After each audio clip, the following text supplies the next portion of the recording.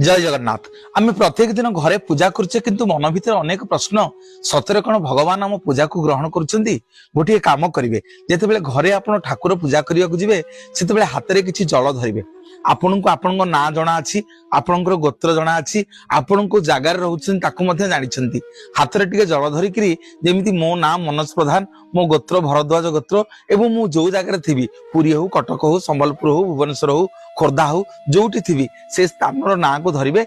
केवल 3 थर कहिवे ओम श्री विष्णवे नमः, ओम श्री विष्णवे नमः, ओम श्री विष्णवे नमः। ये 3 थर कहिकरी से जल को आज्ञा श्री गणेश पाद तले दे देबे। तापर आपण जेमिति आपनकर पूजा करिया कथा करिवे। पूजा कला बेले भगवान को जणैबे, कहे प्रभु मो मंत्र तंत्र तंत्र किछि जानिनी, केवल आपण मोर मंगल कामना करंतु। मु आपन निकट रे संकल्प कली। ए संकल्प करिकि भगवानकर पूजा आरंभ करिवे। जेमिति आपण घरे पूजा करछन सेमिति पूजा करिवे। जेतले पूजा सरी जीवो